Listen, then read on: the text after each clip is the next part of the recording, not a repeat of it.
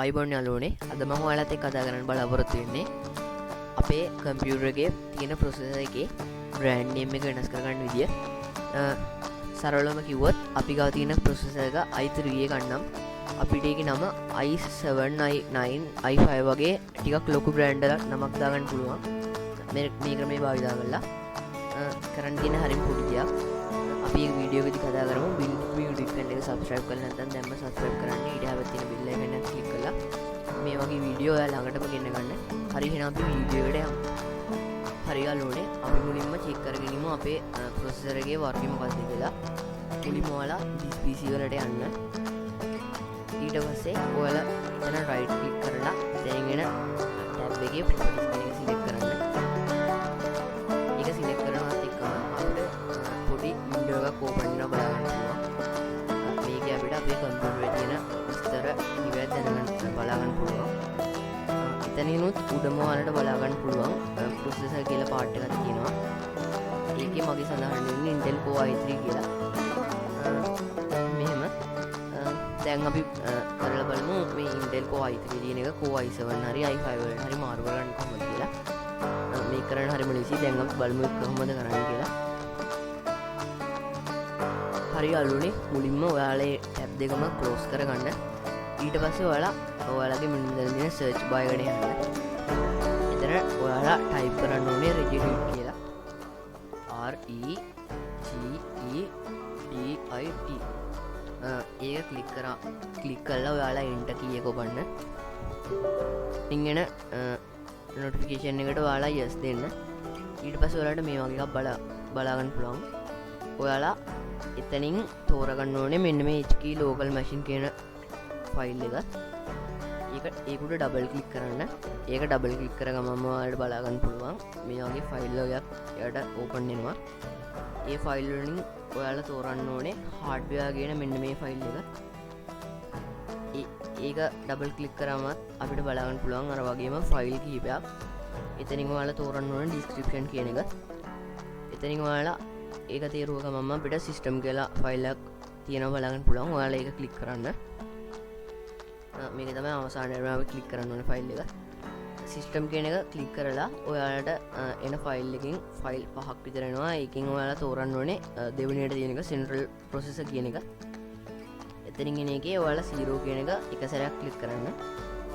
ඒක ක්ලික් කරනවත් එක්කම අපිට ඊට එහා පැත්තෙන් බලා ගන්න පුළුවන් මේ විදිහට ෆයිල් වගේක්.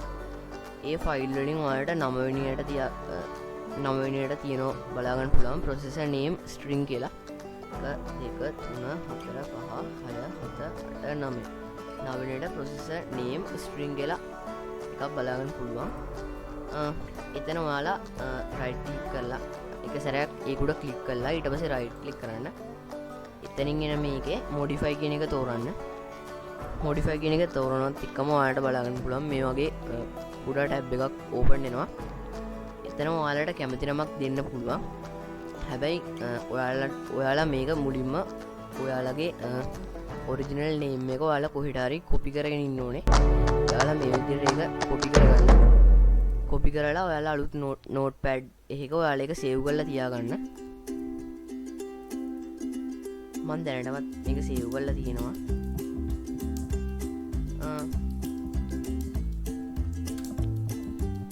ඔයාලා ඒක සේව් කරගත්තට ඒක සේව් කරගන්න ඕන. ඔයාලට කවදා හරි මේක ඕන වෙන්න පුළුවන් මේ නේම් එක. ඒක සේව් කරගත්තට පස්සේ ඔයාලට කැමති නම් මෙතනින් දෙන්න පුළුවන් කැමති වර්ග එක. මම මෙතන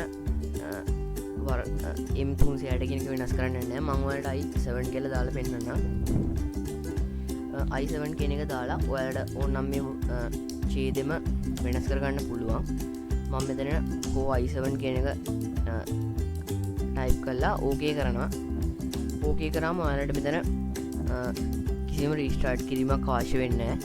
ඔයාලා ඊට පස්සේ this PC කියන එකට ගිහිල්ලා කලින් විදියටම properties කියන එකට ගියාට පස්සේ අපිට බලා ගන්න පුළුවන් ඉස්සෙල්ලා Core i3 තිබ්බ එක Core i7 වල තියෙනවා. ඔයාලට මෙතන ඔයාලා වෙන නමක් දුන්නොත් i7 i5 කියලා දුන්නත් ඔයාලට ඕන නේම් එකක් දුන්නත් ඔයාලට ආයි ගියාම බලා ගන්න පුළුවන් ඒ දෙන නේම් එක මෙතන ඩිස්ප්ලේ වෙනවා. හරි යාළුවනේ මේ විදිහට තමයි අපේ ප්‍රොසෙසර් එකේ නම වෙනස් කරගන්නේ. අද වීඩියෝත් එක්ක දුනාට ඔයාලට බොහොම ස්තුතියි.